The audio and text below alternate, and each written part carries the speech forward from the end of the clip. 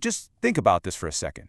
Right now, on some distant world, another civilization could be staring up at their night sky, asking themselves the exact same thing we are. It's a question that just hangs in the cosmic silence. Are we alone? I mean, it's got to be one of the biggest, most fundamental questions we could ever ask. So let's really dig into this cosmic mystery. To even start, you've got to wrap your head around the scale we're talking about. This number, that's over 2 trillion galaxies in the observable universe. Not stars, not planets, entire galaxies, each one a city of stars.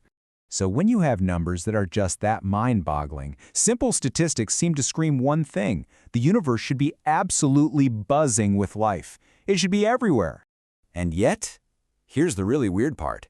We've been looking, we've been listening, and all we've gotten back is, well, this profound, almost deafening silence. No signals, no spaceships, not a single shred of proof that anyone else is out there. And this huge contradiction, this galactic scale ghosting, it actually has a name. It's called the Fermi Paradox. And that's what we're going to unpack. The possible answers you'll see are both fascinating and, frankly, a little terrifying. All right, so to really feel the gut punch of this paradox, let's just quickly break down the numbers that make that silence so loud. So let's just start close to home, in our own galaxy, the Milky Way. Scientists estimate there are, on the high end, up to 400 billion stars right here. To put that in perspective, that's more stars in our galaxy than there are grains of sand on every beach on Earth. Now, okay, let's zoom in even more. Out of all those stars, how many could have planets like ours? Well, the estimates suggest that a whopping 40 billion of them could be Earth-like planets in what we call the habitable zone. That sweet spot where it's not too hot, not too cold, just right for liquid water. And this is where it gets truly insane. If you take those 40 billion potential homes in our galaxy and then multiply that by those 2 trillion galaxies, you end up with quintillions of worlds where life could, in theory, get started. The universe shouldn't just have life, it should be a bustling cosmic metropolis. But it's not. It's quiet. And that brings us to the other, much spookier side of the paradox: the total and complete lack of evidence. And hey, it's not like we haven't been trying to find them. For more than 60 years now, projects like SETI, that's the search for extraterrestrial intelligence, they've been using these gigantic radio telescopes, basically giant ears pointed at the sky, listening for any little whisper that sounds artificial, a message, a beacon, anything. And so far, nothing, just static. You know, this isn't some new question we just came up with. The whole thing got its name from the brilliant physicist Enrico Fermi.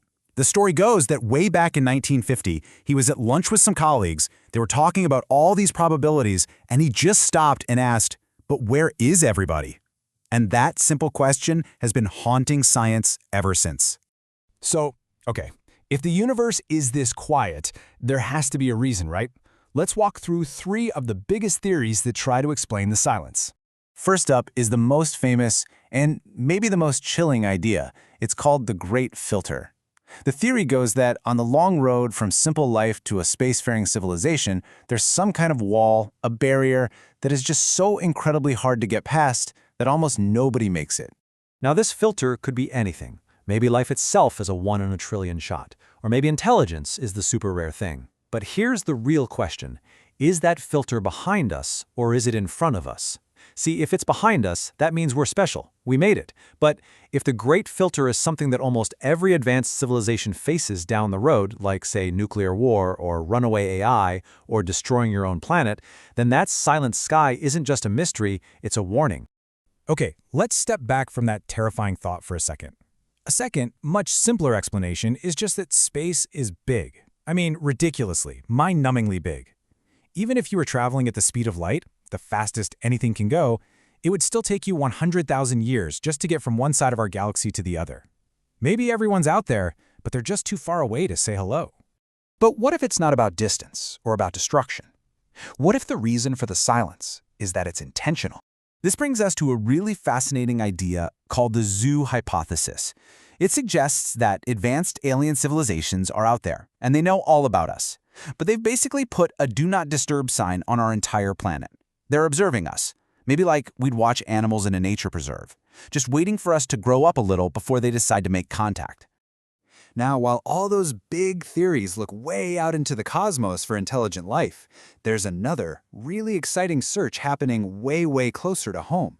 And this one isn't looking for civilizations, just life. Any life at all. And this is where there's a ton of hope right now. Scientists are zeroing in on places right here in our own solar system, places like Jupiter's moon Europa, which has a massive ocean under its icy shell, or Saturn's moon Enceladus, which is literally spraying water from a hidden sea out into space, and of course Mars. If we could find even tiny microbes on one of these worlds, it would be one of the biggest discoveries in human history. It would prove that the spark of life isn't unique to Earth. So where are we now? We've got the paradox, we've got the theories, but now we've got something new. We have incredible technology that might, just might, finally give us some answers. As we speak, the James Webb Space Telescope is staring at planets orbiting distant stars and doing something amazing. It's analyzing their atmospheres. It's sniffing the air of alien worlds for biosignatures, things like oxygen or methane, the kinds of gases that life as we know it pumps out. For the first time ever, we're not just listening for aliens, we're actively looking for their habitats. And what's so incredible about this is that a lot of scientists think we're on the verge of an answer.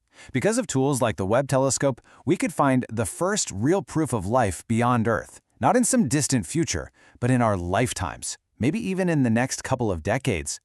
But after all of that, after all the theories and all the searching, you have to face one last huge possibility. What if the reason for the silence is the simplest and most profound one? What if we look and we listen and we find nothing because there is nothing to find? What if we are the first conscious beings in this galaxy or even the universe to look up and wonder? If that's true, then that great silence out there isn't a mystery to be solved, it's a responsibility. It means the future of intelligence in the cosmos, well, that might be entirely up to us.